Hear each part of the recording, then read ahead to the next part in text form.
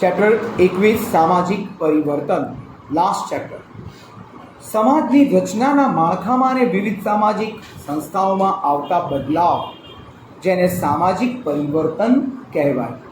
આ એની વ્યાખ્યા છે.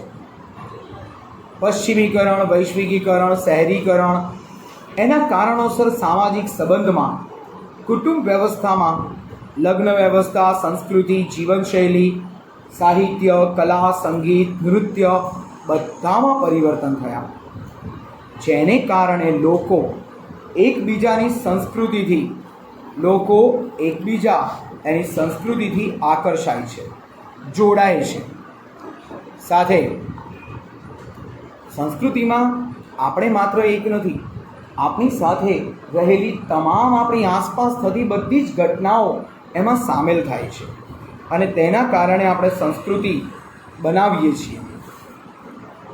ભૌતિક ચીજો, ભોગવિલાસના સાધન, આધુનિક ઉપકરણનો ઉપયોગ અને જો રોજિંદા જીવનમાં વપરાતા સુખ સુવિધાના સાધન છેક સમાજ સુધી પહોંચ્યા. લોકોના ઘર, તેમની બાંધકામની અદ્યતન શૈલીના પરિવર્તન આવ્યા. સમાજમાં ભૌતિક પરિવર્તન દ્વારા લોકોનું જીવન ધોરણ સુધર્યું. જીવનશૈલીમાં પાશ્ચાત્ય સંસ્કૃતિ એટલે કે વેસ્ટર્ન સ્ટાઇલ એની છાંટ દેખાવવા લાગી કે અનુભવવા લાગી. તેની સાથે સમાજની રચના અને કાર્યોમાં પણ પરિવર્તન આવ્યા અને સામાજિક પરિવર્તન થઈ શક્યું. સમાજમાં બદલાવ આવ્યો. 3 માર્કનો પ્રશ્ન, કાયદાનું સામાન્ય જ્ઞાન અને તેની જરૂરિયાત જણાવો. ઉપરનો એક પેરેગ્રાફ અને નીચેના 7 પોઈન્ટ. આપણા દેશમાં સાક્ષરતાનું નીચું પ્રમાણ, સામાન્ય રીતે રોજિંદા વ્યવહારમાં જરૂરી એવા કેટલાક નીતિ નિયમો એની જાણકારીના અભાવને કારણે લોકો કાયદાનું ઉલ્લંઘન કરે છે, લોકો કાયદાનો ભંગ કરે છે. તો કાયદાનો ભંગ કરે અને કાયદાનું ઉલ્લંઘન કરે, લોકો કાયદાની જાણકારી ન હોય અને કાયદાનું ઉલ્લંઘન કરે તો તેને સજા કે દંડમાંથી માફી મળતી નથી.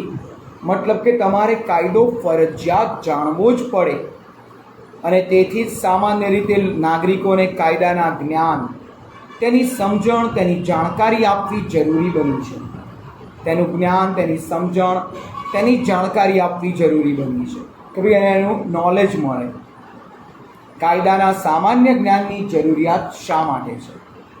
તો કાયદાના સામાન્ય જાણકારી, તેના જ્ઞાન અને તેની સમજણ હોવા અત્યંત જરૂરી છે.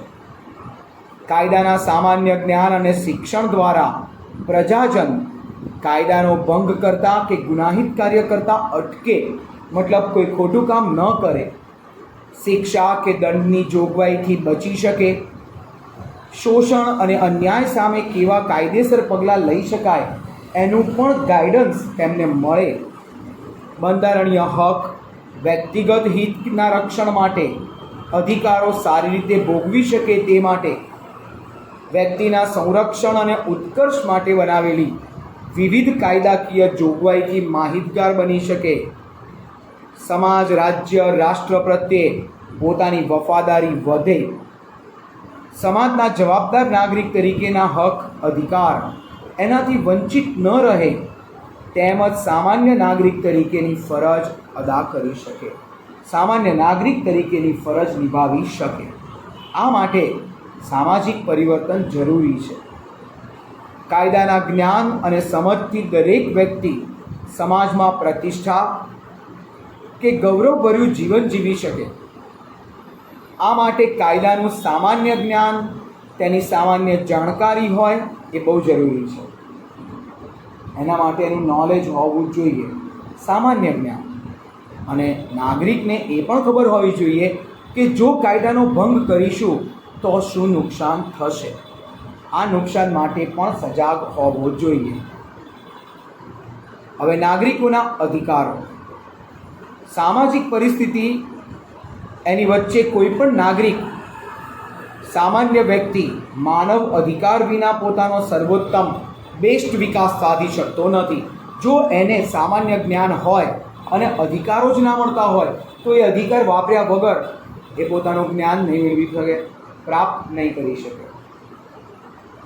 આ સાથે એનું સામાન્ય જ્ઞાન એની પાસે નહીં હોય, એની પાસે હક નહીં હોય, તો એ પોતાનો વિકાસ નહીં કરી શકે. માનવ અધિકાર એ નાગરિકતાનું અનિવાર્ય લક્ષણ છે. સંયુક્ત રાષ્ટ્ર યુએન એના માનવ હકના ઘોષણાપત્ર ચાર્ટર ઓફ રાઇટ્સમાં તમામ વ્યક્તિઓને કોઈપણ જાતના ભેદભાવ વિના સામાન્ય અધિકાર આપ્યા છે.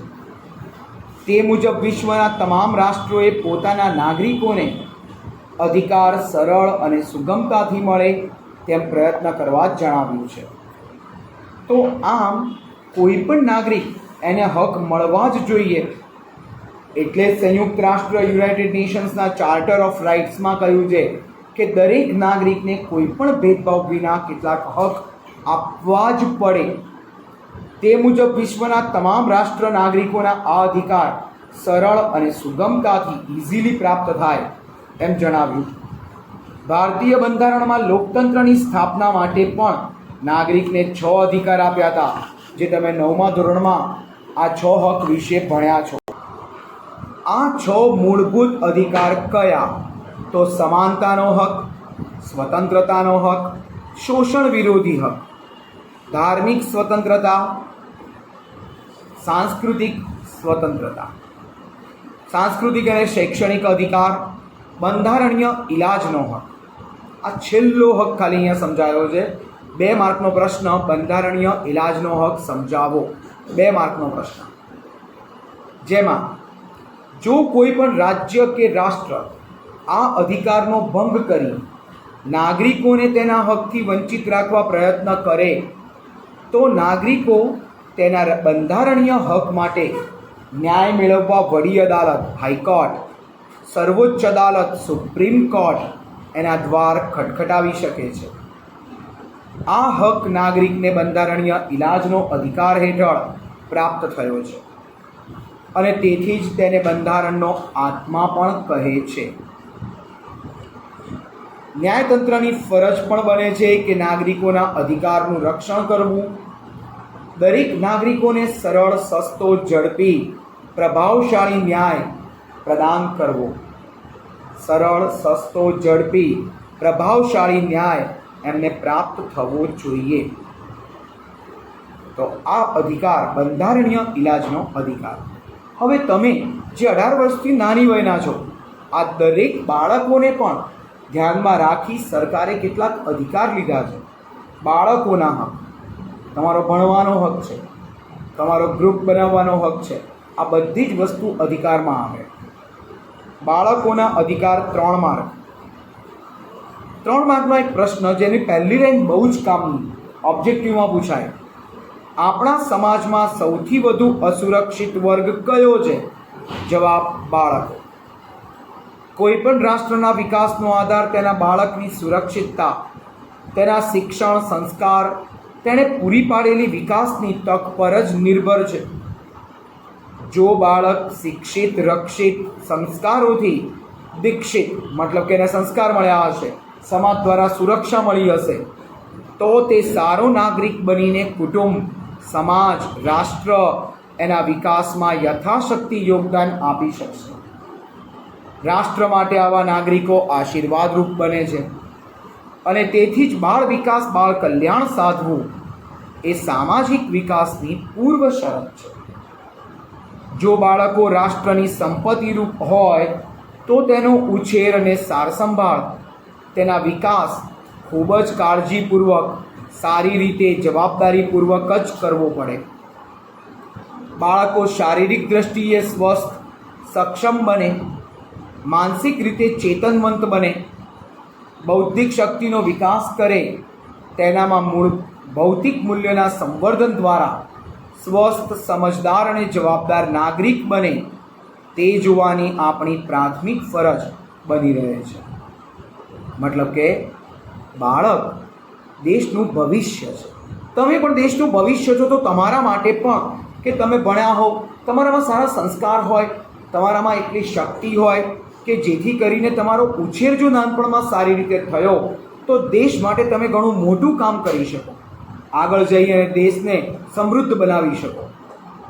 આના માટે સંયુક્ત રાષ્ટ્રોએ 1992માં ટીક કરો, ઈસવીસન 1992માં વાક્ય ટીક કરજો, અધિકારોના ઘોષણા પત્ર ચાર્ટર ઓફ રાઇટ્સ, એમાં બાળકોના કલ્યાણ અને વિકાસ માટે કેટલાક બાળ અધિકાર જાહેર કર્યા. આ બાળ અધિકારને આપણા બંધારણમાં સ્થાન આપી તેને વ્યવહારમાં ચરિતાર્થ મતલબ કે યોગ્ય રીતે વાપરવા, અમલમાં મૂકવા એનો પ્રયત્ન કર્યો. જાતિ, રંગ, લિંગ, ભાષા, ધર્મ કે રાષ્ટ્રીયતાના કોઈ ભેદભાવ વિના પ્રત્યેક બાળકને જીવન જીવવાનો જન્મજાત અધિકાર છે, જીવન જીવવાનો જન્મજાત હક છે. બીજું કે માતા પિતા દ્વારા બાળકોનું યોગ્ય પાલન પોષણ થાય અને તેના દ્વારા ખાસ કારણ વિના બાળકને પોતાના માતા પિતાથી અલગ કરી ના શકાય. નાનપણમાં દરેકને પોતાના માતા પિતા સાથે રહેવું એ વધારે પસંદ હોય અને એટલા માટે માતા પિતાથી અલગ ન કરી શકાય. સાથે પોતાના વ્યક્તિત્વના વિકાસ સાધી શકે એ માટે દરેક બાળકને શિક્ષણ મેળવવાનો હક, જે હવે કાનૂની અધિકાર છે. બાળકને તેની વય કક્ષા, એજ ગ્રુપ અનુસાર રમતગમત, મનોરંજનની પ્રવૃત્તિમાં ભાગ લઈ તંદુરસ્ત, સ્વસ્થ, આનંદી જીવન જીવવાનો હક આપ્યો.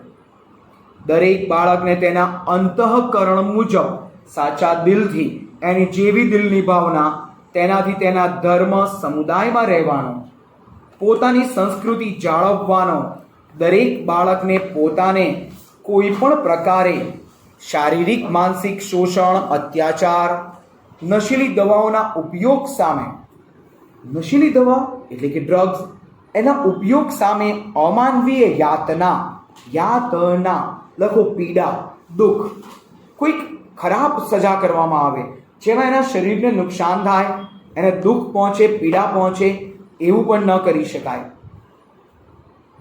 અમાનવીય યાતના સામે શિક્ષા કે દંડ, એની સામે રક્ષણ અને સલામતીનો અધિકાર.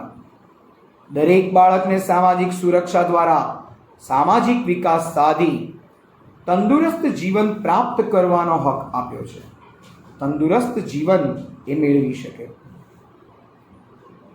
હવે આજ બાળકો ઉપર વર્ષોથી એવા અત્યાચાર થાય છે કે નાના બાળકો પાસે ઈંટોના તપેલા ઉચકાવવામાં આવે, કારખાનાઓમાં કામ કરાવવામાં આવે, ફટાકડા બનાવવાની ફેક્ટરીઓમાં કામ કરાવવામાં આવે. કેમ? કારણ કે બાળક સૌથી સસ્તું સાધન, એની પાસે ગમે તે કામ કરાવો, થોડાક પૈસા આપીને બી કામ કરાવી શકાય, જોર જબરદસ્તીથી ગુસ્સો કરીને વધારે કામ કરાવી શકાય અને એનામાં સૌથી વધારે શક્તિ હોય, જેથી એને થાક ઓછો લાગે. જ્યારે યંગ પર્સન કે જે સમજુ વ્યક્તિ છે એ વધારે પગાર માંગે, એની જોડે જોર જબરદસ્તી ના કરાય. એટલા માટે બાળકોની તસ્કરી એટલે કે ચોરી, બાળકોને ઉઠાઈ જવા અને આવા ખોટા કાર્યોમાં નાખવા એ બહુ મોટો ધંધો બની ગયો છે. તો બાળકોના શોષણ કે અત્યાચાર સામે રક્ષણ, તો આ પ્રકારે બાળક ખૂબ જ સંવેદનશીલ હોય. આ પ્રશ્ન પણ 3 માર્કનો છે. બાળકોના શોષણ કે અત્યાચાર સામે રક્ષણ. બાળક ખૂબ જ સંવેદનશીલ હોય, જેના પર જાણી જોઈને દુર્ઘટના સ્વરૂપે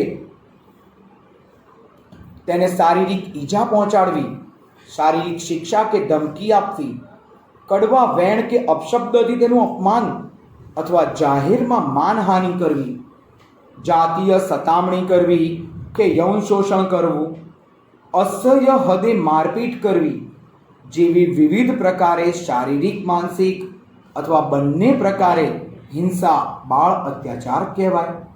બાળકોને અલગ અલગ રીતે એમના પર હિંસા કરવામાં આવે. મોટી ભાગે બાળકોનું શોષણ કે તેના પરના અત્યાચાર તેના સગા સંબંધી, સ્વજન, નિકટના મિત્રો, નજીકના મિત્રો, પાડોશીઓ, નજીકના પરિચિત વ્યક્તિ કે માતા પિતા દ્વારા થતા હોવાના સમાચાર વર્તમાનપત્ર, ટીવી કે અન્ય સમૂહ માધ્યમ, માસ મીડિયા, એના દ્વારા આપણને જાણવા મળે છે. સોશિયલ મીડિયામાં પણ આપણે બધી વસ્તુ જોઈએ છે. આવા બાળકને આપણે જોઈએ તો આપણી ફરજ બને છે કે 3 ફરજ આપી છે. પહેલી, જ્યારે આપણને બાળકના વર્તન વ્યવહાર કે શારીરિક ઈજાના ચિહ્નથી માહિતગાર થઈએ કે તરત તેની સમયસર યોગ્ય તબીબી સારવાર ડૉક્ટરની હેલ્પ કરવી. સામાન્ય રીતે શોષિત બાળક ભય, ડર, ધમકી અથવા તો શરમ સંકોચને કારણે, ક્યારેક સામાજિક પ્રતિષ્ઠા ભંગ થવાના કારણે માતા પિતાને કહેતા ડરતો હોય, છુપાવતો હોય અને શોષણ સહન કર્યા કરતો હોય. તેથી આપણને કે માતા પિતાને બાળકનો વિશ્વાસ સંપાદન કરી સત્ય હકીકતને આધારે સામાજિક ડરને ગણકાર્યા વિના જવાબદારોને સજા માટે સત્વરે કાનૂની પગલાં ભરવા જોઈએ. તરત જ કાનૂની પગલાં ભરવા. આવા શોષણ કે અત્યાચારનો ભોગ બનેલા બાળકો પ્રત્યે સમાજ અને તેના મિત્રો દ્વારા ધૃણા કે તિરસ્કાર કે અવગણના ન થવી. આપણે એને નિગ્લેક્ટ ના કરવો, એ બાળકને અમાન્ય ન કરવો. એના બદલે તેને હૂંફ, પ્રેમ, સંવેદના આપવી, સહાનુભૂતિ આપવી. તો આ બાળકોના શોષણ એની સામે રક્ષણના પગલાં છે. બાળ મજૂરી અને ઉપેક્ષિત બાળકો 3 માર્ગ. બાળકોને ખાવા પીવા કંઈ ના મળતું હોય ત્યારે બિચારા મજૂરીના કામે જાય.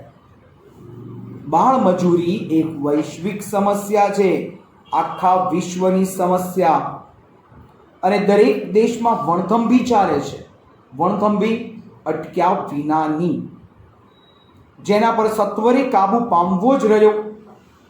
14 વર્ષથી ઓછી ઉંમરના બાળકને બાળ શ્રમિક કહે છે. 14 વર્ષથી ઓછી ઉંમર એ બાળક જ્યારે આવું જોખમી કામ કે ખેતરનું કામ કે આવું કોઈ પણ કાર્ય કરતો હોય ત્યારે એને બાળ મજૂર તરીકે ઓળખવામાં આવે છે. આને બાળ મજૂર કહેવાય.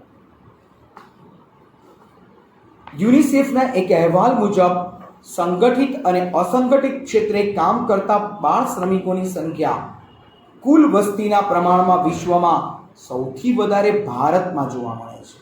સૌથી વધારે આ બાળ મજૂરો ભારતમાં છે, કારણ કે આપણી વસ્તી ટોટલ 135 કરોડ અને આટલી બધી વસ્તીમાંથી લગભગ 40% હિસ્સો બાળકોનો છે. બહુ મોટી સંખ્યા છે. એટલે ભારતમાં બાળકો દ્વારા મજૂરી કરાવવામાં વધારે આવે છે. ભારતીય અર્થતંત્રના દરેક ક્ષેત્રમાં બાળ મજૂરી વિપુલ પ્રમાણમાં જોવા મળે, જેમ કે હોટલ, ફેક્ટરી, બાંધકામના સ્થળોએ, જોખમી વ્યવસાય કે ફટાકડાના વ્યવસાય, ઈંટોના ભઠ્ઠા, ખેતીના ક્ષેત્ર, ખેત મજૂર તરીકે પણ ક્યારેક જોવા મળે, પશુપાલન કે મત્સ્ય ઉદ્યોગ જેવી પ્રવૃત્તિ, સેવા ક્ષેત્રમાં ઘરનો નોકર, ચાના લારી ગલ્લા, હોટલ કે ઢાબામાં કામ કરતા, ગેરેજોમાં કામ કરતા, લારી ખેંચવી, અખબારના વેચાણમાં, પ્લાસ્ટિક કે ભંગાર વીણવા જેવા કાર્યો, અથવા ભીખ માંગતા. આ ભીખ માંગવી એ પણ એક ગુનાહિત કૃત્ય છે, કારણ કે માણસને આળસુ બનાવી દે છે અને એટલા માટે દેશનો વિકાસ અટકે પણ છે. રસ્તા પર ક્યારેક સાફ સફાઈ કરતા જોવા મળે. બાળ મજૂરી એના માટે કયા કારણ જવાબદાર છે? તો બાળ મજૂરી માટેના કારણો 2 માર્ગ. ઉપરોક્ત ક્ષેત્રમાં બાળ મજૂરોની સ્થિતિ અત્યંત દયાજનક. આ દયાજનક એટલે એકદમ કપરી છે. બિચારા બહુ જ ખરાબ હાલતમાં છે, આપણને દયા આવી જાય. આ સ્થિતિમાં જ બાળ અપરાધી જન્મ લે છે. એનામાં ગુનાહિત પ્રવૃત્તિ તરફ વળવાની એક વિચાર શક્તિ ખીલે છે. આ સ્થિતિ બાળ મજૂરી મજબૂરીવશ કરવા પાછળ ઘણા કારણ, જેમ કે ગરીબી, માતા પિતાની નિરક્ષરતા, કુટુંબનું મોટું કદ, કૌટુંબિક જરૂરિયાતને પહોંચી વળવા કુટુંબની આવક એમાં વધારો કરવા બાળમજૂરી કરે, કુટુંબના પુખ્ત સભ્યની બેકારી, ઘરેથી ભાગીને શહેરમાં વસતા બાળક આશ્રયના અભાવે જીવન ટકાવવા, આજીવિકા મેળવવા, રોજગારી મેળવવા કામ કરે, અનાથ કે નિરાધાર બાળકો તેમના સગા સંબંધી દ્વારા આશ્રય અપાતા, તું મારા ઘરમાં રહે છે તારે પૈસા આપવા પડે, જા નોકરી કર, કમાણી કરીને લાય, અથવા તેને ભોજન આપવા બદલ દબાણપૂર્વક બાળમજૂરીની ફરજ પાડે. બાળ શ્રમિક એની માંગ વધારે હોવાના કારણો. આજના જમાનામાં બાળ શ્રમિકો વધારે છે, એનું કારણ શું? તો એના કારણમાં 3 માર્કનું કારણ તરીકે પૂછાય. ઘણા ઉદ્યોગોમાં માલિકો કે કામે રાખનાર શેઠિયાઓ પોતાને ત્યાં પુખ્ત વયના શ્રમિક કરતાં બાળ શ્રમિકો એને વધારે પસંદ કરે છે, જેના ઘણા કારણ છે.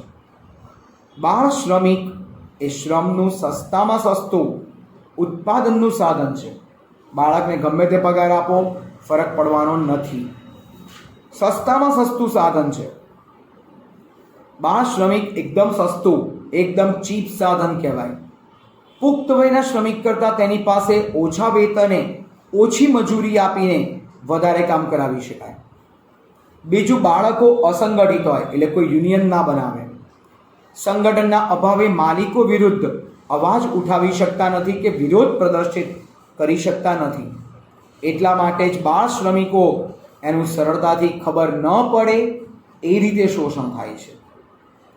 કઠિન કે જોખમી પરિસ્થિતિમાં પણ ઓછા વેતને નિર્ધારિત કામના કલાકથી વધુ કામ કરાવી, ડરાવી ધમકાવી, લાલચ આપી તેની પાસે વધારે કામ કરાવી શકાય છે.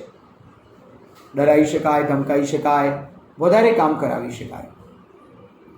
બાળ શ્રમિકની સંખ્યા પણ વધારે છે અને તેથી ખૂબ જ પ્રમાણમાં સરળતાથી મળે છે. મેં કીધું દેશનો 40% ભાગ, 135 કરોડનો 40% ભાગ એટલે આશરે 50 કરોડની નજીક, 40 કરોડની નજીક થયું. 40 કરોડ બાળકો, અને એમાંથી આવા ગરીબ બાળકો ઘણા રાજ્યોમાં તો પોતાના મા બાપ જ સંતાનોને વેચી દેતા હોય છે આવી મજૂરી કરવા. એટલે ભારતમાં બાળ શ્રમિક સરળતાથી મળી રહે છે. બાળકો ભણવાની ઉંમરે રમતગમત કે એ બધું કરવાના બદલે ભણવાની ઉંમરે પોતાના ઘરની જરૂરિયાત પૂરી કરવા કમાવવાના વધુ 2 હાથ રૂપે માતા પિતા એને હેલ્પ કરે છે અને બાળમજૂરીમાં ધકેલે છે. આમ બાળકો નાની ઉંમરમાં રમતગમત, મનોરંજન, આરામ, બાળપણ અને માતા પિતાનો પ્રેમ, હૂંફ, સાર સંભાળ કે શિક્ષણ એનાથી વંચિત રહી જાય છે. અને તેના કારણે કેટલાક લોકો મોટા બનતા ગુનાહિત પ્રવૃત્તિ તરફ વળે, કેટલાક બાળ ગુનેગાર બની જાય છે. બાળ મજૂરી અટકાવવાના ઉપાય 2 માર્ક. બાળ મજૂરી કે બાળ અત્યાચાર એને રોકવા માટે કેટલાક કાયદા કર્યા બંધારણમાં, જેમાં પહેલું, 14 વર્ષથી ઓછી વયના બાળકને કોઈ કારખાના કે કોઈ પણ કામ ધંધા કે વ્યવસાયમાં નોકરીએ રાખી શકાય નહીં. આના ભંગ બદલ નોકરીદાતા સામે કાનૂની રાહે પગલાં ભરી સજા કરાવી શકાય. બાળપણમાં કે કિશોર અવસ્થામાં કોઈ પણ પ્રકારે તેનું શોષણ ન થાય, તેને નૈતિક સુરક્ષા, ભૌતિક સુવિધા એનાથી વંચિત ન કરી શકાય. બાળકને ભૌતિક સુવિધા, જીવન જરૂરિયાતની ચીજ વસ્તુઓ, શિક્ષણ, ખાવા પીવાનું, એનાથી તેને વંચિત ન રખાય. બંધારણનો અમલ શરૂ થયાના 10 વર્ષમાં 14 વર્ષ કે તેથી મોટી ઉંમરના બાળકોને મફત અને ફરજિયાત શિક્ષણ એનો પ્રબંધ સરકારે કરવાનો રહેશે. જો કે આ સંદર્ભે કેન્દ્ર અને રાજ્ય સરકારોએ 6 થી 14 વર્ષ એની વયજૂથના તમામ બાળકોને મફત અને ફરજિયાત શિક્ષણ મેળવવાનો અધિકાર સંબંધિત કાયદો 2009માં અમલમાં મૂક્યો. પાઠનો બીજો ભાગ, વૃદ્ધો અને નિસહાયનું રક્ષણ. વૃદ્ધો અને નિસહાય વ્યક્તિની સમસ્યા. ઘરડા વ્યક્તિ એને એક નહીં અનેક પ્રોબ્લેમ હોય, એનો પ્રશ્ન વિશ્વવ્યાપી છે. પરંતુ વૃદ્ધાવસ્થા કુદરતી ક્રમ છે. આજે એ વૃદ્ધ છે, કાલે તમે. તેના જીવનની વૃદ્ધાવસ્થામાં તેમની સુરક્ષા અને સુખાકારી માટે સમાજે ચિંતા અને ચિંતન કરવાની ફરજ છે. ચિંતા કરવાની છે, એના વિશે વિચારવાનું છે. ભારતીય આરોગ્ય વિષયક સેવાઓ, અદ્યતન તબીબી સારવાર, ઔષધીય સવલત જેને કારણે વ્યક્તિના સરેરાશ આયુષ્યમાં આજે 4.3 વર્ષમાં વધારો થયો. 4.3 વર્ષનો વધારો અત્યારે જોવા મળ્યો છે. સામાન્ય રીતે પહેલાંના લાઈફ કરતાં અત્યારની લાઈફ લોકો લાંબી જીવે છે.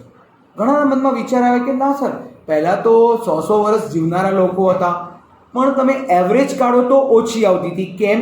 કારણ કે પહેલાંના સમયમાં 5-5 વર્ષના 4-4 વર્ષના બાળકોએ મરતા હતા.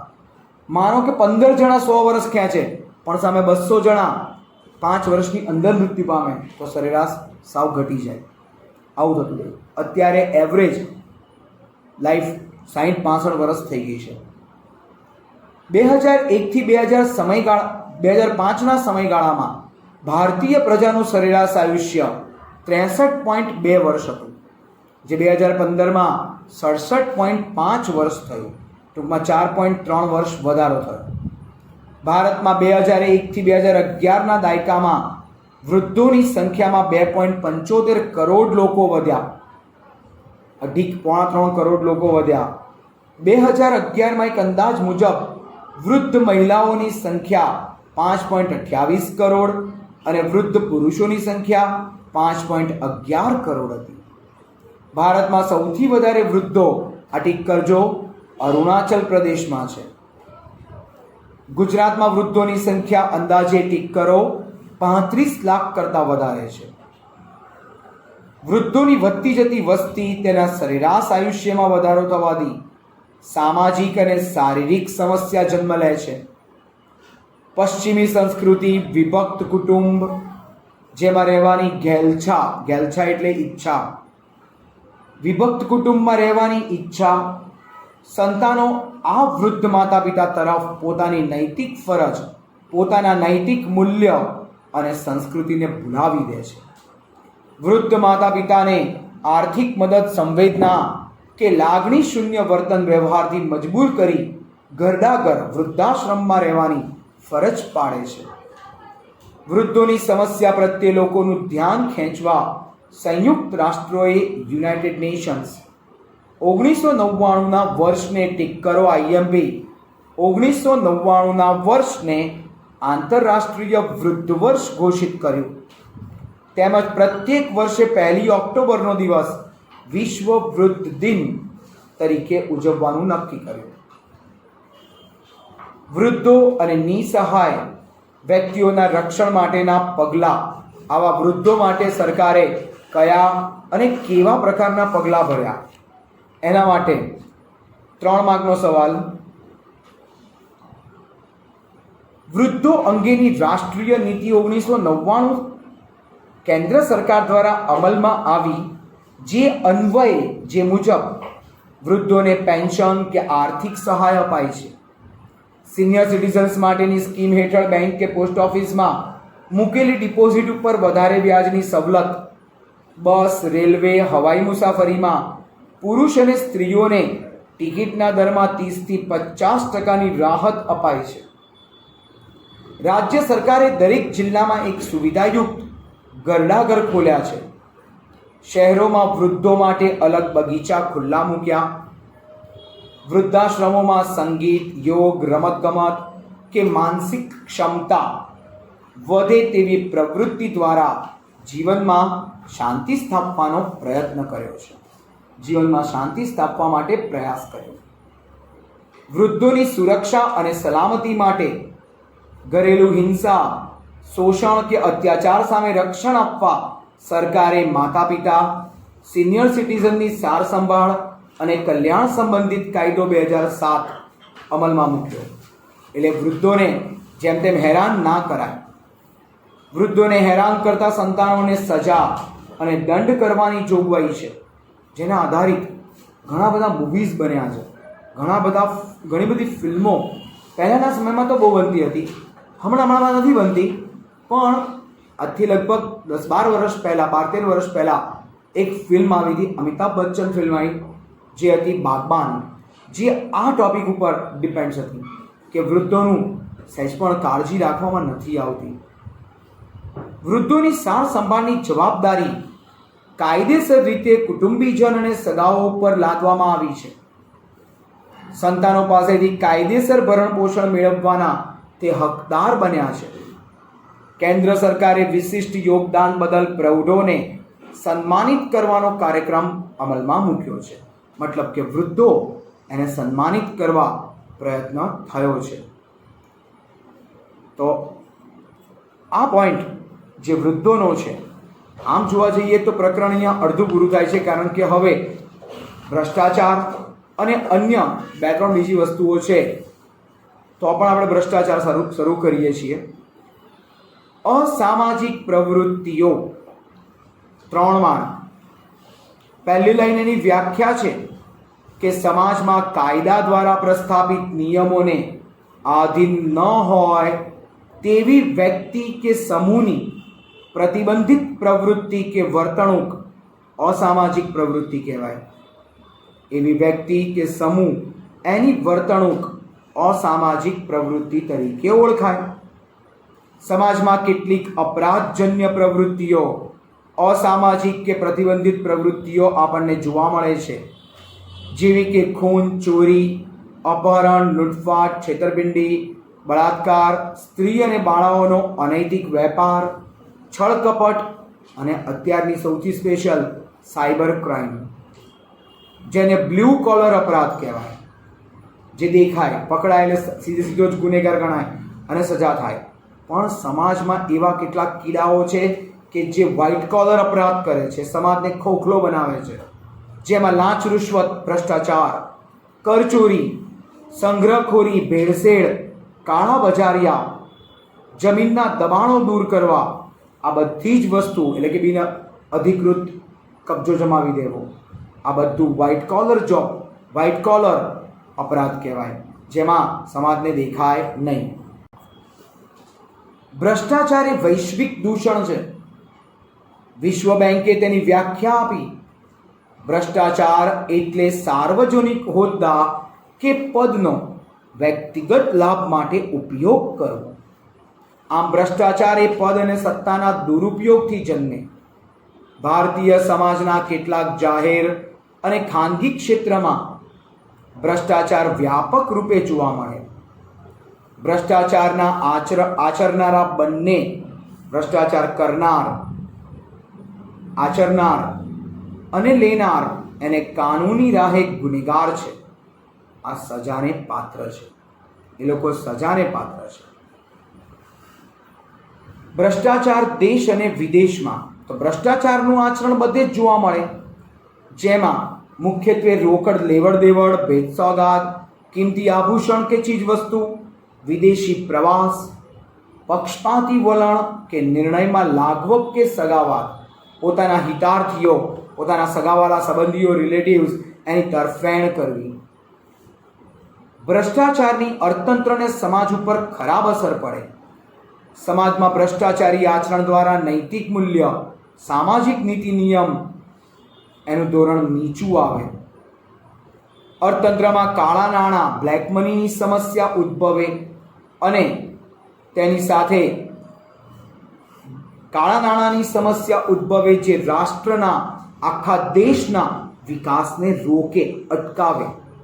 નવા વિકાસ થતો હોય એને સ્ટોપ કરે, વિકાસને અટકાવે.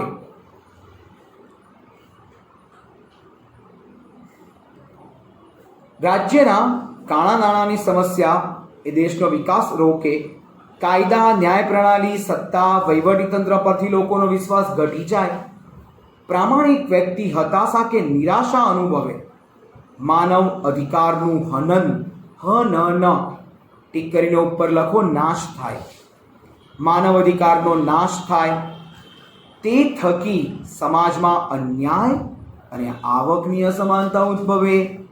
જો અન્યાય થાય એકબીજા જોડે, એકબીજાને આવકનો પ્રોબ્લેમ થાય, જેમાંથી વર્ગ વિગ્રહનો મતલબ બે વર્ગ વચ્ચેના ઝઘડા પેદા થાય. ભ્રષ્ટાચારથી લોકોમાં નૈતિકતા, રાષ્ટ્રીય ચારિત્ર્ય જોખમાય. સામાજિક આર્થિક વ્યવસ્થાનું સ્તર નીચું જાય. સમાજમાં લોકો તેનાથી લેવલ બગડે અને લોકોના વિચારો ખરાબ થાય. Hello friends, I am Bhumir sir. Please મારી ચેનલ ભૂમિર સર એને સબસ્ક્રાઈબ કરો અને standard 9th 10th 11th 12th English medium Gujarati medium બંનેના ગુજરાતી સંસ્કૃત અને એસએસ ત્રણેય સબ્જેક્ટના વિડીયોઝ તમે જોઈ શકશો. ઓકે, આ ચેનલ પબ્લિકલી છે, જેમાં કોઈ બીજા કન્ટેન્ટ્સ નથી, ઓનલી એજ્યુકેશન રિલેટેડ છે. સો પ્લીઝ દરેક જણ આ ચેનલને સબસ્ક્રાઇબ કરતા રહો અને નવા નવા વિડીયોઝ તમે જોઈ શકશો. તમારા બાળકોને અથવા તો ફ્રેન્ડ સર્કલમાં કોઈ પણ હોય એને પણ તમે આ વિડીયોઝ બતાવી શકશો. Okay, so thank you for this cooperation. Okay, bye.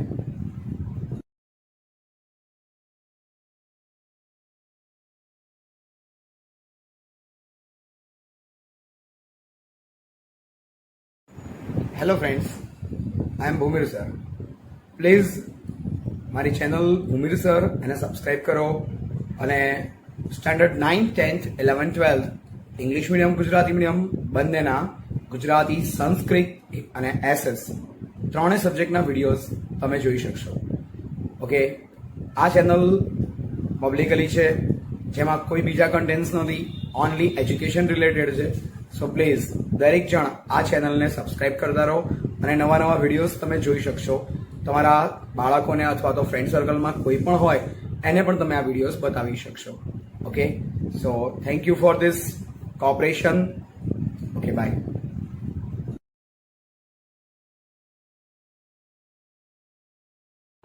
Chapter 21 આગળ ભ્રષ્ટાચારને ડામવાના ઉપાય.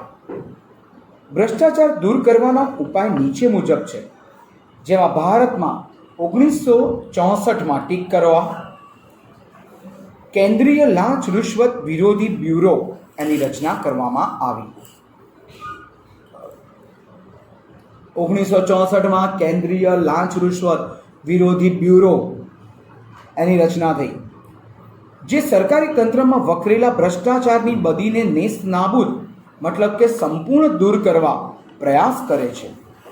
ભ્રષ્ટાચારીને રંગે હાથે પકડી તેની સામે કાયદેસરની શિક્ષાત્મક કાર્યવાહી કરી હાથ ધરે છે.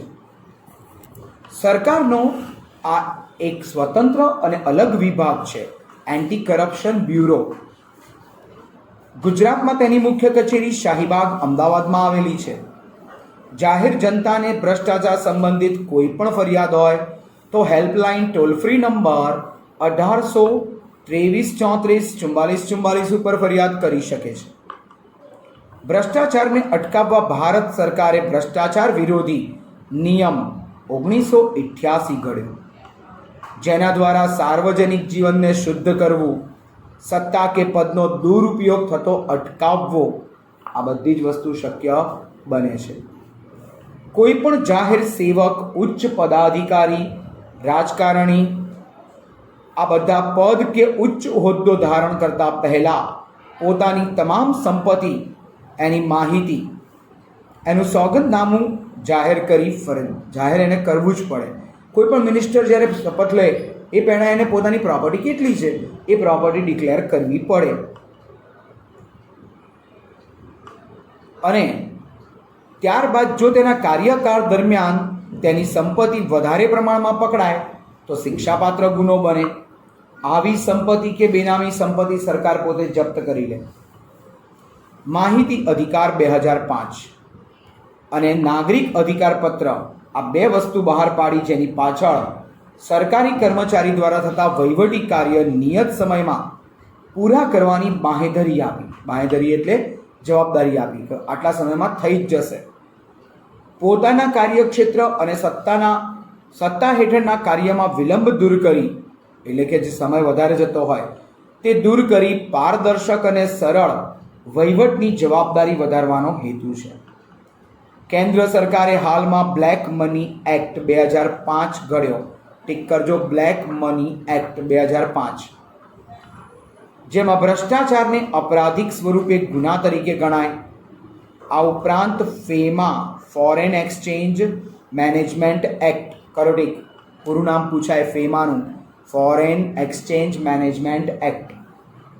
આ કાયદામાં તથા મની લોન્ડરિંગ એક્ટમાં અને કસ્ટમ એક્ટની ધારા 132માં સુધારો કર્યો. લોકપાલ અને લોકાયુક્ત એને નિયુક્ત કરી કાળા નાણાં શોધવાના ભ્રષ્ટાચાર ડામવાના પ્રયાસ શરૂ કર્યા. સાથે સરકારી અધિકારી દ્વારા આચરવામાં આવતા સત્તાના બેફામ ઉપયોગ અને ભ્રષ્ટાચાર એની ફરિયાદને આધારે ખાતાકીય તપાસનું કાર્ય ગુજરાત તકેદારી સેવા આયોગ, ઠીક કરજો, ગુજરાત તકેદારી સેવા આયોગ ગાંધીનગર, જેના દ્વારા આ કામ ચાલી રહ્યું છે. આ સંસ્થાનું કામ શું હોય? તો સપોઝ ક્યાંક ભ્રષ્ટાચાર થાય છે તો એ ભ્રષ્ટાચારને સમજીને, એનો જાણીને, એની પૂરતી તપાસ કરીને જે ભ્રષ્ટાચારી વ્યક્તિ છે એને પકડવો. જો પકડાય તો કાયદેસર એના ઉપર સજા થાય.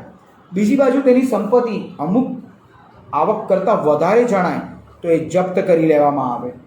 ત્રીજી વસ્તુ કે આવો જો કોઈ વ્યક્તિ હોય તો એ ગુનેગાર છે, માટે એને સરકારના કોઈ પણ હોદ્દા ઉપરથી એને દૂર કરી દેવામાં આવે. તો આ બધું જ એ આ એન્ટી કરપ્શન બ્યુરો ACB એના દ્વારા કરવામાં આવે છે. માહિતી મેળવવાના અધિકાર બાબતનો અધિનિયમ.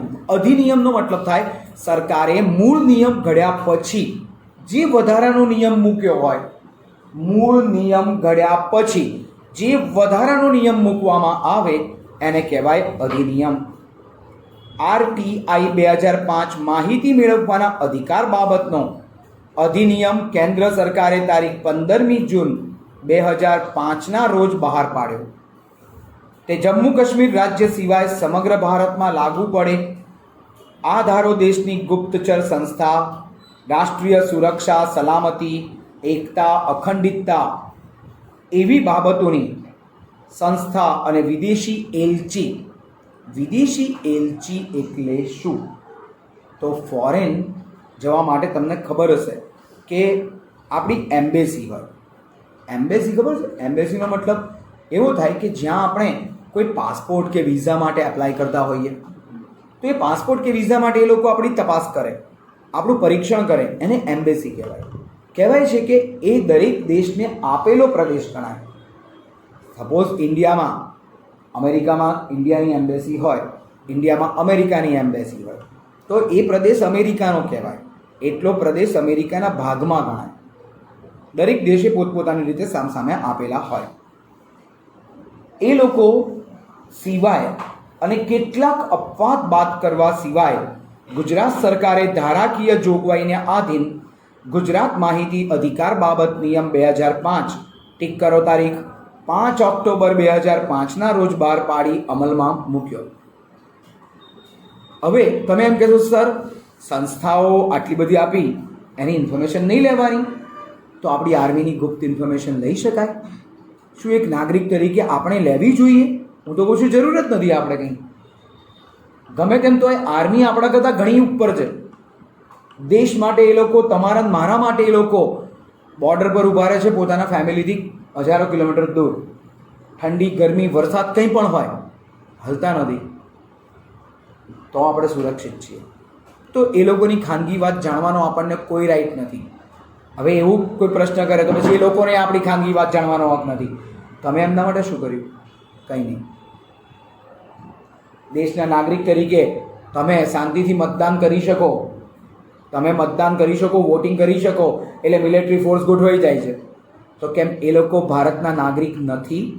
કેમ એ લોકોને વોટિંગ ના કરવાનું હોય? પછી સરકાર એમના માટે અલગ વોટિંગ રાખી શકે કે ના રાખી શકે? રાખવું જ પડે, કારણ કે આર્મી છે, એના વગર આપણે અધૂરા છીએ. તો એ વસ્તુને બાદ કરતા, સરકારની ગુપ્ત માહિતીઓને બાદ કરતા આપણે બીજા બધામાં એની સાથે સ્વતંત્ર છીએ. પારદર્શક, સ્વચ્છ, સરળ, ઝડપી વહીવટી કામગીરી થાય તેમાં પ્રજાકીય સહયોગ પ્રાપ્ત કરવો, આ ધારાનો મુખ્ય હેતુ આ જ છે. આ ધારાકીય જોગવાઈ હેઠળ કોઈપણ નાગરિક તેના અટકેલા કાર્યો અંગે કે યોજનાઓના અમલ અંગે કે પ્રજાલક્ષી કાર્યની સફળતા કે સ્થિતિ અંગે સંબંધિત વિભાગના ઉપરી અધિકારીને પ્રશ્ન પૂછી શકે. માહિતી કેવી રીતે મેળવવી? ઇન્ફોર્મેશન મેળવવા માટે શું કરવું? ડિટેલ ઇન્ફોર્મેશન જોઈએ છે તો રૂપિયા ભરવાના, અને બહુ માઇનોર રૂપિયા હોય છે. પહેલાં 20 રૂપિયા હતા, અત્યારે 50 રૂપિયા થઈ ગયા છે. બહુ માઇનોર, 50 રૂપિયા જેવી કિંમત કે બહુ મોટી રકમ નથી. આ અધિકાર અન્વયે માહિતી મેળવવા અરજદારે નિયત નમૂનામાં નક્કી કરેલી ફીની રકમ 20 રૂપિયા ક્યાં તો રોકડમાં ભરે, postal order, pay order, non judicial stamp અત્યારે 50 થઈ ગયા છે, અથવા ઓનલાઈન પેમેન્ટની સગવડ પણ સરકારે કરી આપી છે. તમારે ઘરની બહાર નથી નીકળવાનું, ઘરમાં બેઠા બેઠા ઓનલાઈન પેમેન્ટ કરી શકો છો. અને આ અરજી તમે સ્વહસ્તાક્ષરમાં ટાઈપ કરેલ કે ઈમેલ દ્વારા જે તે વિભાગને મોકલી શકો. બીપીએલની યાદી હેઠળના કુટુંબની વ્યક્તિએ કોઈ જ ફી કે નકલ અંગે ચાર્જ ચૂકવવાનો નથી. માહિતીની અરજી કયા કારણસર માંગી છે એ પણ જણાવવાનું નથી. તમારી ઇન્ફોર્મેશન જોઈએ છે, કેમ જોઈએ છે એવું પણ લખવાની જરૂર નથી, અને એવું કોઈ માંગી પણ ના શકે. અરજી મળ્યાની પહોંચ નમૂનામાં જે તે મદદનીશ જાહેર માહિતી અધિકારી APIO એ અરજી ક્રમાંક, એનો ID નંબર આપે તમને, અરજદારને એક નકલ આપે, અને પછી જ્યારે પણ તમે પત્ર વ્યવહાર કરો કે કંઈ જાણકારી લો અથવા તો તમે ઓનલાઈન ચેકિંગ કરો તો તમારે ખાલી એ ID નંબર જ નાખવાનો અંદર. તમે એ ID નંબર અંદર નાખો એ તમારું કામ સફળ. માહિતી મેળવવાની અરજી સ્વીકાર્યાના 30 દિવસમાં અરજીનો નિકાલ APIO કરશે. જો કોઈ નમૂના કે એની નકલ માંગી હશે તો તેની ધારામાં નિર્ધારિત કરેલ ધોરણ અનુસાર અરજદાર પાસેથી ફી કે ચાર્જ વસૂલ કરીને માહિતીના ઉત્તર અપાશે. જો માહિતી રાષ્ટ્રના સાર્વભૌમ, રાષ્ટ્રીય હિત કે સલામતીને સ્પર્શતી ગોપનીય એટલે છુપી બાબતો, સસ્પેન્સ, આ છુપી બાબતો એને અનુલક્ષીને હોય, અદાલતી તિરસ્કાર થઈ શકે તેવી હોય, વૈજ્ઞાનિક રહસ્ય કે ગુના એને ઉત્તેજન આપે તેવી હોય તો સરકાર ના પાડી શકે છે. તો તમારા 20 રૂપિયા કે 50 રૂપિયા ગયા. તમે એમ કહો કે ભગવાન છે એની સાક્ષી આપતા પત્ર આપો, સરકાર એને વૈજ્ઞાનિક સંશોધન અંગે મૂકી અને એક્ટ ઓફ ગોડ લખી અને તમારા 50 રૂપિયા ખાઈ જાય પ્રેમથી. તમે એમ કહો હું જો કોઈ દુકાન ઉપરથી માલ ખરીદું છું તો મારે એ દુકાનદાર એ પ્રમાણિત થયેલો છે કે નથી એ જાણવું હોય તો શું કરવાનું? આની માહિતી આપો. તો જખ મારીને આખી માહિતી આપવી પડે, ભલે એ 50 પાના હોય તોય આપવી પડે. 20 રૂપિયા કે 50 રૂપિયા ચાર્જમાં છે, આ ફિક્સ છે. સાથે માહિતી મેળવવાની અરજીનો નિકાલ કેટલા દિવસમાં? 30 જ દિવસમાં કરવાનો, વિધિન અ મંથ. અપીલની જોગવાઈ, જો જે તે વિભાગ 30 દિવસમાં માહિતીનો નિકાલ ન કરે, માહિતી ન આપે તો નારાજ થયેલ પક્ષકાર જાહેર માહિતી અધિકારી PIO એને હુકમ મળ્યાના 30 દિવસમાં પહેલી અપીલ કરી શકે. આ માટે અરજદારે કોઈ ફીની રકમ ચૂકવવાની નથી.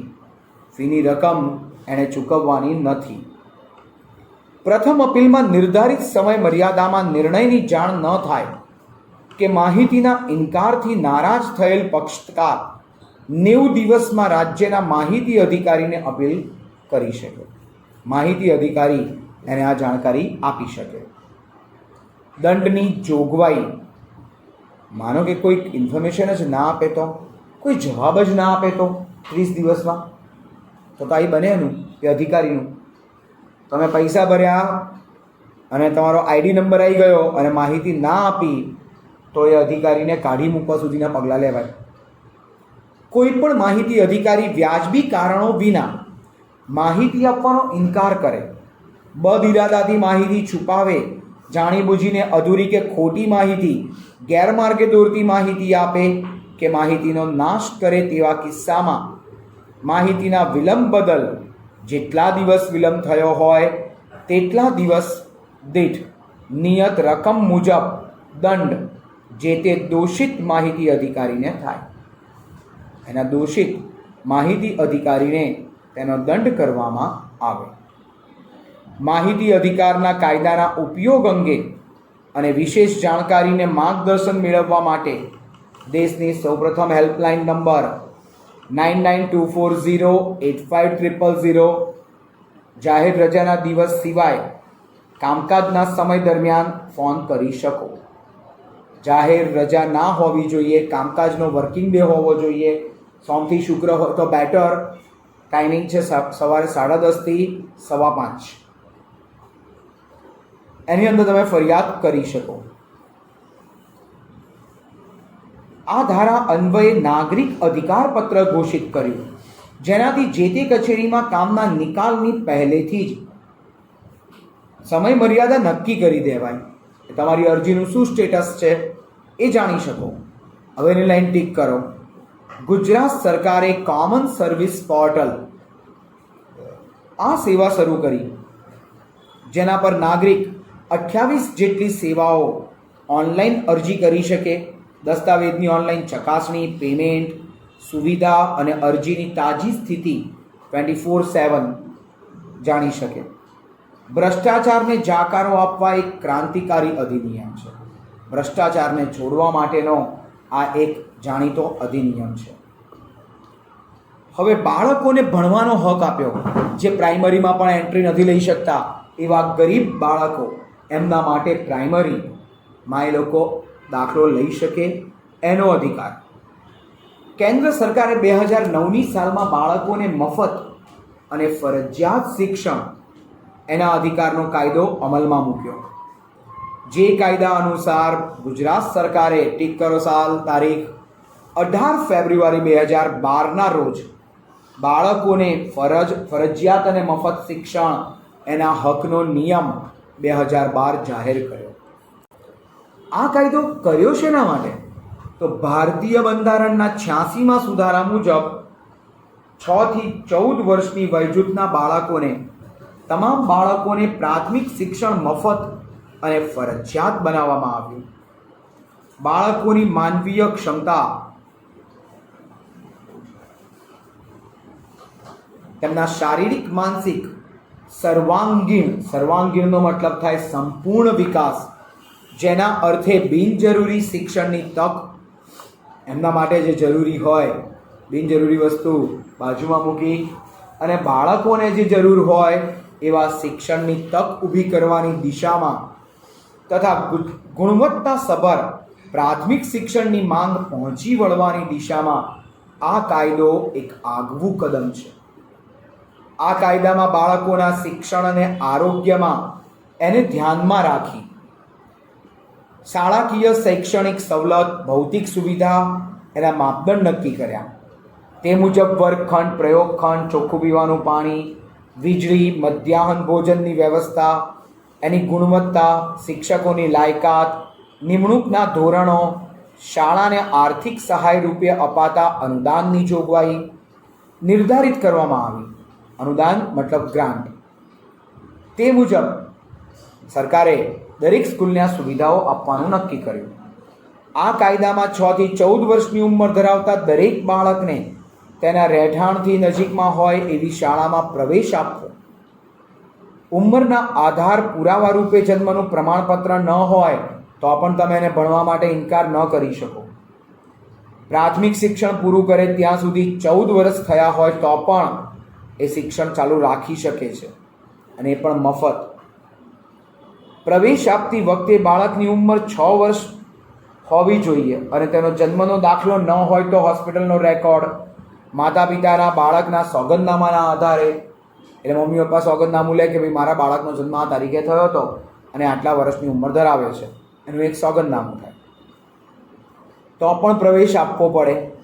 શાળામાં કોઈ પણ જાતના ભેદભાવ વગર પ્રવેશ આપવાનો આદેશ છે. પ્રવેશ સમયે દાન કે કેપિટેશન ફી, ડોનેશન એના સ્વરૂપે અન્ય ડિપોઝિટ રૂપે કે કોઈ પણ બીજી ફી લઈ શકાતી નથી. ગવર્મેન્ટ સ્કૂલમાં ક્યારેય ડોનેશન ના લઈ શકાય. પ્રાઇવેટ સ્કૂલોની અંદર ડોનેશન વસ્તુ અલગ છે, કારણ કે સરકારી નથી, સરકારનું અનુદાન નથી મળતું એટલે. અને પ્રવેશ સમયે બાળક કે માતા પિતાનો ઇન્ટરવ્યૂ લઈ તેને પ્રવેશ આપવો. માતા પિતાની આવક અને શૈક્ષણિક લાયકાત કે યોગ્યતાને આધારે પ્રવેશ પરીક્ષા લઈ પ્રવેશ આપી શકશે નહીં. 3 થી 5 વર્ષની વયજૂથના બાળકો માટે પ્રીસ્કૂલ, બાળ મંદિર, એના શિક્ષણ, અભ્યાસક્રમ, પાઠ્યક્રમ, તેના મૂલ્યાંકન, અને શિક્ષકો માટેની ખાસ તાલીમ અંગેના નિયમો સૌપ્રથમવાર ઘડી તેમણે ક્રાંતિકારી પગલું ભરી નર્સરીને કાયદાથી આવરી લીધું છે. એટલે પ્રાઇમરી, પ્રી પ્રાઇમરી, નર્સરી, નબળા વર્ગ કે પછાત વર્ગ SC/STમાંથી અભ્યાસ માટે પ્રવેશ વાંચુ બાળકોને તેના કાયદામાં દર્શાવેલી ઓળખને આધારે BPL યાદી પરના કુટુંબના બાળકોને સરકાર માન્ય ખાનગી પ્રાથમિક શાળા જેમાં ધોરણ 1માં વર્ગની કુલ ક્ષમતાથી 25% મર્યાદામાં ફરજિયાત પ્રવેશ આપવા આદેશ આપ્યો છે કે ભાઈ તમારી સ્કૂલમાં જેટલી ગવર્મેન્ટ સ્કૂલ છે બધાને કમ્પલસરી 25% RTEથી જ તમારે એડમિશન આપવાનું. કારણ એ સ્કૂલોને સરકાર પોતે ડોનેશન મતલબ કે સરકાર પોતે ગ્રાન્ટ આપે છે માટે સ્કૂલોને સરકાર પાસેથી ગ્રાન્ટ મળી રહી છે તો સરકારનો પણ હક બને છે કે સ્કૂલ પાસેથી કંઈક માંગે અને એટલા માટે લોકો આ વસ્તુ માંગે છે. શાળાના શિક્ષકો ખાનગી ટ્યુશન પ્રવૃત્તિ કરી શકે નહીં. જો ગવર્મેન્ટ જોબ કરતા કોઈ પણ ટીચર, ગવર્મેન્ટ સ્કૂલમાં જોબ કરતા કોઈ પણ શિક્ષકો આ રીતની જોબ ન જ કરી શકે. કોઈ પણ ગવર્મેન્ટ સ્કૂલ, પ્રાઇવેટ સ્કૂલ એના ટીચર્સ આ કાર્ય કરી શકે છે કારણ કે એ લોકોનો સેલરી બહુ ઓછો હોય છે, જ્યારે ગવર્મેન્ટમાં શિક્ષકોનો સેલરી ઘણો વધારે હોય છે. માટે એ લોકોને ચોખ્ખી જ ના છે કે તમારે આ પ્રકારે બીજું કોઈ ટ્યુશન વર્ક કરવાનું નહીં. જો કરતા પકડાય તો કાયમી નોકરી જાય. ઘણી બધી સ્કૂલોના શાળાઓના શિક્ષકો આ રીતે સરકારી હોવા છતાં એ લોકો ટ્યુશન્સ કરતા હોય છે. શાળાના લઘુ લાયકાત ધરાવતા શિક્ષકને 5 વર્ષમાં નિર્ધારિત શૈક્ષણિક લાયકાત મેળવી લેવી પડે. બાળકને બદલી સિવાયના કારણોસર પ્રાથમિક શિક્ષણ ન પૂરું કરે તો પણ સ્કૂલમાંથી હાંકી કઢાય નહીં. ખાનગી પ્રાથમિક શાળાઓમાં પ્રવેશ પામેલ SC/STના બાળકોની ફીની ચૂકવણી એની શરતોને આધીન જે તે શાળાને સરકાર ચૂકવી દેશે. આ કાયદાની જોગવાઈના પાલન માટે એક અલાયદું તંત્ર, ટ્રિબ્યુનલ કે રાજ્ય કાઉન્સિલ જેવી જોગવાઈ કરી છે. આ અધિનિયમના ભંગ બદલ શાળા સંચાલકોને દંડ તથા શાળાની માન્યતા પાછી ખેંચવા સુધીની જોગવાઈ પણ છે. ગવર્મેન્ટ એની બધી સુરક્ષા પાછી ખેંચી લે. રાષ્ટ્રીય અન્ન સલામતી કાયદો 2013 RTF અન્ન સુરક્ષા દરેક વ્યક્તિ માટે બધા સમયે સક્રિય સ્વસ્થ જીવન માટે પોષણક્ષમ આહારની પ્રાપ્તિ કેન્દ્ર સરકાર દ્વારા 5 જુલાઈ 2013ના રોજથી આ વિધેયક અમલમાં આવ્યું. વિધેયક એટલે કાયદો.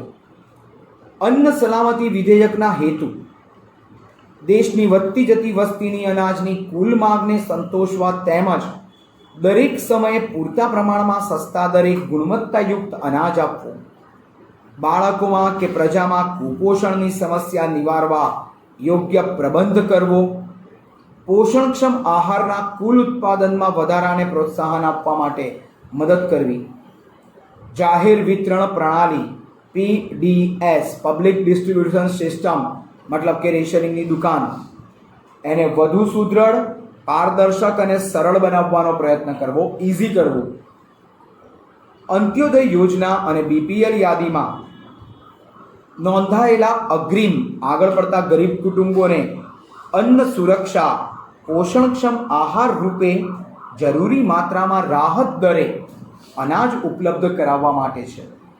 તેને આનુષાંગિક બાબતો સરળતાથી મળી રહે તે માટે.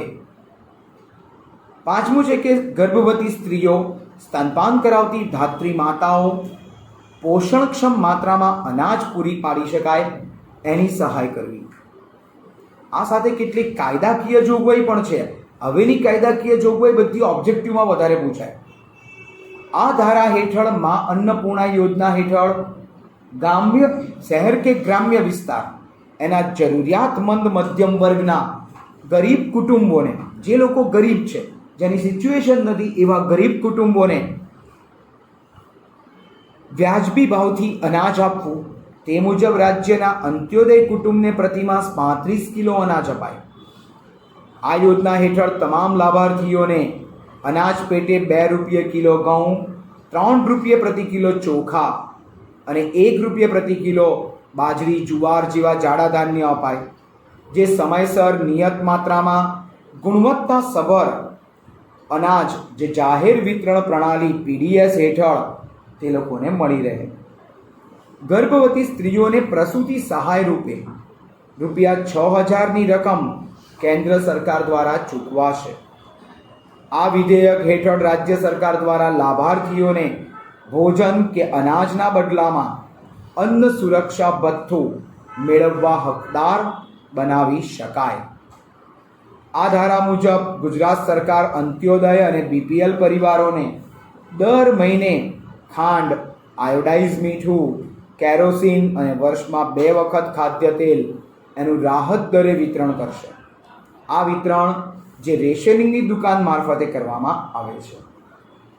રાજ્ય સરકારો આ અગ્રીમ કુટુંબની યાદી તૈયાર કરશે અને સુધારશે અને આવી નામોની યાદી ગ્રામ પંચાયત, ગ્રામ સભા, વોર્ડ સભા, ઈ ગ્રામ, વાજબી ભાવની દુકાન કે મામલતદાર કચેરી, પુરવઠા વિભાગની વેબસાઇટ ઉપર પ્રદર્શિત કરશે. જાહેર વિતરણ પ્રણાલીમાં સુધારણા કરી તેને સુદૃઢ બનાવી ભ્રષ્ટાચાર મુક્ત વિતરણ વ્યવસ્થા માટે બાયોમેટ્રિક ઓળખ કાર્ડ એટલે કે એપિક કાર્ડ આવે છે. બાયોમેટ્રિક ઓળખ જેમાં બારકોડ વાળું આવે. EPIC card, barcoded ration card, અન્ન કૂપન કે વેબ કેમેરાથી ઇમેજ લેવા જેવા પગલાં પણ ભર્યા. એટલે કે ગરીબોની એક અલગ ઓળખ થાય. આ વિધેયક હેઠળ આંતરિક ફરિયાદ નિવારક તંત્ર ઊભું કરવું, ફરિયાદના નિવારણ માટે નોડેલ ઓફિસર નીમવા, અનાજ વિતરણ વ્યવસ્થાનું નિયમન અને નિયંત્રણ, તેની ફરિયાદ અર્થે રાજ્યમાં અન્ન આયોગની રચના, ફૂડ કમિશનર એની નિમણૂક કરવાની રહેશે. આમ રાષ્ટ્રીય અન્ન સલામતી ધારાની અનેક જોગવાઈ અંતર્ગત અન્નપૂર્ણા યોજના અન્વયે ગુજરાતના આશરે 3.82 કરોડ, ઠીક કરો ખાસ, 3.82 કરોડ જરૂરિયાતમંદ નાગરિકોને રાહત દરે અનાજ આપવાની માગણી કલ્યાણકારી યોજના આપણી ગુજરાત સરકારે અમલમાં મૂકી. આ એક આવકારદાયક પગલું છે. હવે આપણા આ વર્ષના અભ્યાસક્રમમાં છેલ્લે 2 પાના વધારવામાં આવેલા છે. દિવ્યાંગોના શૈક્ષણિક અધિકાર. દિવ્યાંગ એટલે કે ફિઝિકલી જે ફિટ નથી એવા વ્યક્તિ. દિવ્યાંગોના શૈક્ષણિક અધિકાર, લૂલા, લંગડા, અપંગ, અપાહિજ, આંખ બ્લાઇન્ડ હોય, કાણા હોય, એ બધા અપાહિજ કહેવાય. ઘણીવાર જોવા મળે છે કે આપણે જેને શારીરિક રીતે અક્ષમ ગણીએ એવા વ્યક્તિની સિદ્ધિથી, એવા વ્યક્તિઓ અત્યારે પેરા ઓલિમ્પિક ચાલે છે એમાં પણ મેડલ લાવ્યા છે, એનાથી પ્રભાવિત થવું પડે છે. દિવ્યાંગ વ્યક્તિને પૂરતી તક અને પ્રશિક્ષણ મળે તો તેની દિવ્યાંગતા કોઈ પણ રીતે બાધક એટલે કે અવરોધરૂપ બનતી નથી. સમાજમાં તેમની શક્તિનો રચનાત્મક પોઝિટિવ યુઝ કરી શકાય છે. આ બાળકો આપણા સમાજનું અવિભાજ્ય, છૂટું ન પાડી શકાય તેવું અંગ છે. તેઓની આ ક્ષમતા ઉજાગર કરવા માટે તેમજ માત્ર દિવ્યાંગ હોવાથી પૂર્વગ્રહ પ્રેરિત અન્યાયનો ભોગ ન બને તે હેતુથી ભારત સરકારે કરેલા અધિનિયમ અંતર્ગત કેટલાક પગલાં ભરવામાં આવ્યા તેમના શિક્ષણ માટે. એ લોકો ભણે, સમજે, શારીરિક, માનસિક, સાંવેગિક એટલે કે લાગણીથી, સામાજિક લાક્ષણિકતા અન્યથી જુદા પડતા હોય તેવા દિવ્યાંગ બાળક કહેવાય. મતલબ થોડાક એબનોર્મલ, ક્યાંક હાથ, પગ, આંખ, કાન અથવા માનસિક કોઈ પણ રીતે એ હોઈ શકે. અમુક એવા હોઈ શકે કે જે બીજા કરતાં થોડાક અલગ પડતા હોય, જેથી તેની ક્ષમતાનો વિકાસ કરવા માટે સામાજિક શૈક્ષણિક સેવાની જરૂર પડે. દિવ્યાંગોના ઉત્કર્ષ માટે આપણી સરકારશ્રીએ દિવ્યાંગજનો અધિનિયમ 2016 જેને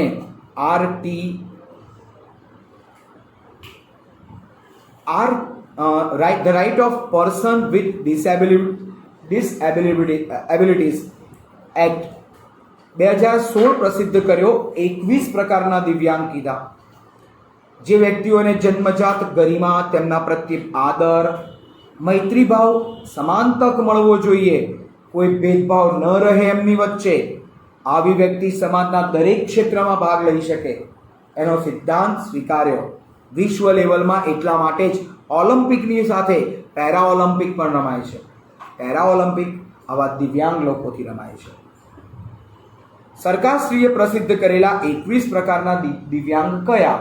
તો અંધત્વ, બ્લાઇન્ડ, જે આંધળા છે, સ્નાયુની વિકૃતિ, સાંભળવાની બહેરાશ, ક્રોનિકલ ન્યુરોલોજિકલ શરત, રક્તસ્રાવ, બ્લીડિંગ થયા કરતું હોય, અલ્પદ્રષ્ટિ, ઓછું દેખાતું હોય, કંપન કે ધ્રુજારી નાના બાળકમાં હોય, બૌદ્ધિક દિવ્યાંગતા, જે વધારે વિચારી ના શકતા હોય, થેલેસેમિયા, જેનામાં લોહીની ઉણપ હોય, કુષ્ઠરોગ, લેપ્રોસી, એમાંથી સાજો થયેલો વ્યક્તિ, પાંડુ રોગ, સિકલ સેલ એનિમિયા, એસિડના હુમલાનો ભોગ બનેલી વ્યક્તિ, શરીરની હલનચલનની અશક્તતા, જે શરીર ના હલાવી શકતો હોય, મગજનો પેરાલિસિસ, લકવો, વામનતા, બટકાપણું, માનસિક બીમારી, મેન્ટલ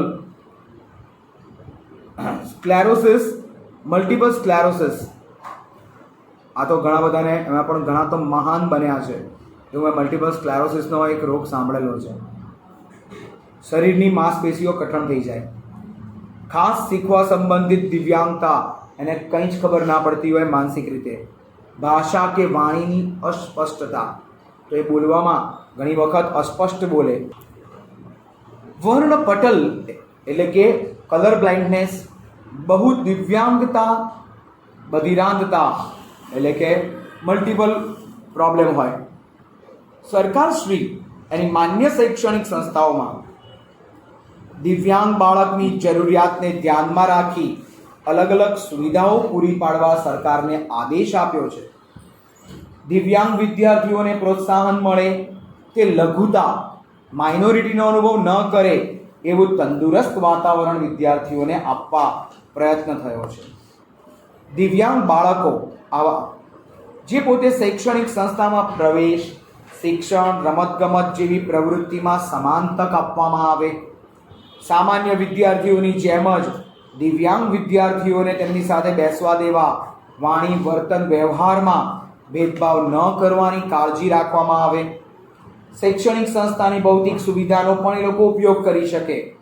એટલા માટે ઢાળવાળો રેમ્પ, દાદરાના બદલે ઢાળવાળો રેમ્પ બનાવવો, અવર જવરની અડચણ દૂર કરવી, બેસવાની ખુરશી, બેન્ચ, સંડાસ, બાથરૂમ, આ બધી સુવિધાઓ વ્યવસ્થિત પૂરી પાડવી. દિવ્યાંગ બાળકોને શૈક્ષણિક કારકિર્દી, સામાજિક વિકાસ, એના માટેનું વાતાવરણ પણ આપવું જોઈએ, જેનાથી એ લોકોની આ દિવ્યાંગતા દૂર થાય. જોકે દ્રષ્ટિહીન, દ્રષ્ટિ ક્ષતિ, શ્રવણ ક્ષતિ એટલે સાંભળવાની, જોવાની ક્ષતિ હોય તો એવા બાળકોને સંજ્ઞાથી, બ્રેઇલ લિપી સ્ટાઇલથી શીખવાડવું જોઈએ. આ બાળકોને અભ્યાસની વિશિષ્ટ મર્યાદાઓ ઓળખી અને અભ્યાસક્રમ લક્ષી જ જરૂરી જ ભણાવવું. સતત એ લોકો પોતે પ્રોગ્રેસ કરે, પ્રગતિ કરે એનું સર્વગ્રાહી મૂલ્યાંકન કરવું. દિવ્યાંગ બાળકોની શારીરિક મર્યાદા પ્રમાણે એના મદદનીશ વ્યક્તિની સુવિધા પણ લેવી. સાથે એનું ભણતર તો જોઈએ જ, ભણ્યા વગર વિદ્યા ના મળે. સંસ્કૃતના શ્લોક મુજબ એ મુજબ ભણ્યા વગર વિદ્યા ના મળે એટલે ભણવું જરૂરી છે. દર 5 વર્ષે એ કેટલું શીખી શક્યો એનું પણ એક સર્વે કરવો. સાથે કેટલાક આવા શાળાકીય અભ્યાસક્રમ એવા બનાવવા, અને નોંધપાત્ર દિવ્યાંગતાવાળા બાળક હોય વધારે તો એ લોકોને સ્કોલરશિપ પણ આપવી, શિષ્યવૃત્તિ. આવા બાળકોને ક્યારે અપશબ્દ, ખરાબ શબ્દ, તિરસ્કાર ન કરવો. એને પણ જીવન જીવવાનો હક છે, શા માટે નહીં? આવા બાળકો શાળા છોડીને ન જાય એનું પણ ધ્યાન રાખવું. આમાં આમ તો 15-16 મુદ્દા આપ્યા છે. વધુમાં વધુ 3 માર્કનો પ્રશ્ન હોય તો 6 કે 7 મુદ્દા ઇનફ. અને આવા બાળકો 18 વર્ષ સુધી સારી શિક્ષા મેળવે એ પણ જરૂરી છે. હવે દિવ્યાંગ બાળકોને મળતી ખાસ સવલત, જેમાં આપણી ગુજરાત માધ્યમિક ઉચ્ચતર માધ્યમિક બોર્ડ એની જાહેર પરીક્ષામાં, એટલે કે આપણી બોર્ડની એક્ઝામમાં શું છૂટછાટ? તો ફીમાંથી એ લોકોને પોતાના સબ્જેક્ટ પસંદ કરવાની છૂટછાટ. દ્રષ્ટિહીન ઉમેદવારો હોય અંધ, તો એના માટે આકૃતિ નકશા અલગ એ લોકોને નહીં કરવાના. એક્ઝામમાં 30 મિનિટનો વધારાનો સમય આપવાનો. કોઈ હાથથી લખી શકે એમ ના હોય તો એને લહિયા મતલબ કે બોલે અને બીજો લખે એની સગવડ આપવાની. બીજી સૌથી અગત્યની વસ્તુ એ કે તમે 100માંથી 33 માર્કે પાસ થાઓ, એ લોકો 100માંથી 20 માર્કે પાસ. બરાબર. અને બીજું એ લોકોને બિલ્ડિંગમાં નીચે ગ્રાઉન્ડ ફ્લોર ઉપર બેસવાની સગવડ આપવાની. સાથે વિદ્યાર્થી બેસી શકે એ માટે એની બેન્ચ અને એની સગવડ કરી આપવાની. સપોઝ અંધ વિદ્યાર્થી હોય તો એને બ્રેલ લિપિ એનું પ્રશ્નપત્ર આપવાનું. બ્રેલ લિપિ ટચ કરીને એ લોકો કરી શકે. સાથે આચાર્યશ્રી પાસેથી માર્ગદર્શન લઈ અને આવા દિવ્યાંગજનો માટે 5% બેઠક અનામત રાખવાની. બીજું, એડમિશનમાં એ લોકોને 5 વર્ષનો ગેપ આપી શકાય. તમે 10મામાં 14-15 વર્ષની ઉંમર, 15 વર્ષની ઉંમરથી 20 વર્ષની ઉંમર સુધી હોય ને તો પણ એને 10મા ધોરણમાં એડમિશન આપી શકાય દિવ્યાંગતાના આધારે. અને આવી દિવ્યાંગતા જેના માટે સુગમ્ય ભારત, એને આવા દિવ્યાંગો માટે લાસ્ટ ટોપિક, આખા એસએસનો છેલ્લામાં છેલ્લો ટોપિક છે કે આવા દિવ્યાંગો માટે જેમાં અલગ અલગ દિવ્યાંગતા છે તો એ લોકોની અલગ અલગ લેંગ્વેજ, સાઇન બોર્ડ, બ્રેલ લિપિ આ બધાની સુવિધાની સાથે ટેકનિકલ કૌશલ્ય આપવું. સાથે ઇન્સ્યોરન્સની સુવિધા, સ્વાસ્થ્યની દેખરેખ, દર મહિને એ લોકોને પેન્શન પણ મળી રહે એવી પણ સગવડ કરવી. નોકરીમાં એ લોકોને ઝડપથી નોકરી મળે જ્યાં એ લોકોએ બહુ ફરવું ના પડે પણ એક સ્ટેડી જગ્યાએ બેસીને કામ કરી શકે. સાથે 4% બેઠક ગવર્મેન્ટ અને પ્રાઇવેટ એમાં એ લોકોને અનામત મળે છે. દિવ્યાંગોને એસટી બસ અથવા તો આપણી બીઆરટીએસ બસ આ બધામાં કન્સેશન પાસ મળે છે. અમુક પ્રકારના જો દિવ્યાંગ હોય તો એ લોકોને સંપૂર્ણ ફ્રી હોય છે.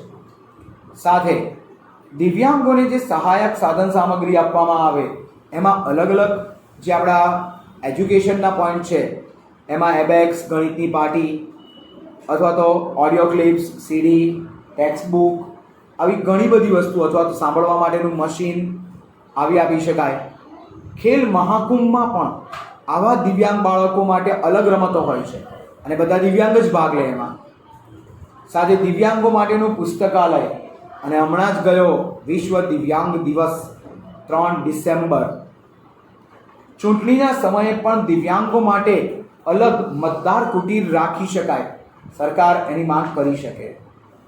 દ્રષ્ટિહીન હોય તો એને બેલેટ પેપર અને એની સાથે સહાયક વ્યક્તિ મોકલી શકાય. અને આ રીતે આપણે જો આ દિવ્યાંગો એના માટે ધ્યાન આપીશું તો આપણા દેશની આ સમસ્યા સોલ્વ થઈ શકશે.